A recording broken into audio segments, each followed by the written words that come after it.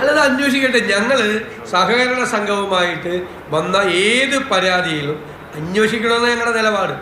ഞാൻ ഇന്നലെ വയനാട്ടിൽ നിന്നാണ് ഇവിടെ വരുന്നത്. 108 കോടി രൂപയുടെ അഴിമതി നടന്ന ബ്രഹ്മഗിരി ഡെവലപ്മെൻറ്റ് സൊസൈറ്റി ഉണ്ട്. ആളുകൾ CPM ഉൾപ്പെടെ എനിക്ക് പരാതി തരാൻ വന്നു. മാസങ്ങളായി ഒരു നടപടിയില്ല.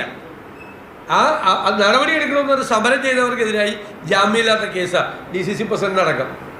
ഇരട്ട നീതിയാണ്.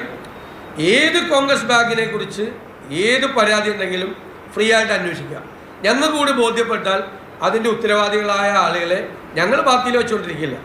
ഇപ്പം കരുവന്നൂർ ഒരാളെ സംരക്ഷിക്കില്ല. കരുവന്നൂരിലൊക്കെ കട്ടവരെ മുഴുവൻ സംരക്ഷിച്ചുകൊണ്ടിരിക്കുകയാണ്. ഞങ്ങളുടെ നിക്ഷേപകരെ സംരക്ഷിക്കൂ, കൊള്ളക്കാരെ തുറുങ്കിലടക്കൂ എന്നാണ് UDFൻ്റെ നയം.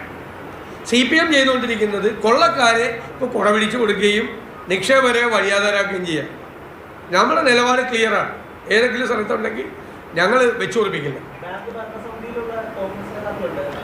അത് നോക്കട്ടെ, വന്നല്ലേ നമുക്ക് പരിശോധിക്കാം. അവരെ ആർക്കെങ്കിലും ഏരിയ സെക്രട്ടറിയാണ് അതിന്റെ ലീഗൽ അഡ്വൈസർ. അതെ CPM ഏരിയ സെക്രട്ടറിയാണ് എൻ്റെ ലീഗൽ അഡ്വൈസർ. അന്വേഷിക്കട്ടെ, എല്ലാവരും അന്വേഷിക്കട്ടെ. നമുക്ക് അന്വേഷിക്കട്ടെ. നമുക്ക് ഞങ്ങൾ ഒരാളും വെച്ചു കൊടുപ്പിക്കില്ല. കരുവന്നൂരിലൊക്കെ എല്ലാ കൊള്ളക്കാരും ഇപ്പോഴും പാർട്ടിയുടെ സ്ഥാനത്തുണ്ട്, കീ പോസ്റ്റിലുണ്ട്. എല്ലാവരും കൂട്ടുനിന്ന ആളുകൾ, ലോൺ കൊടുത്ത ആളുകൾ, മറിച്ച ആളുകൾ, ഈ പൈസ അടിച്ചു മാറ്റിയ ആളുകൾ, സ്വന്തം അക്കൗണ്ടിലേക്ക് മാറ്റിയ ആളുകളൊക്കെ ഇപ്പോഴും അവിടെ ഇരിക്കുക.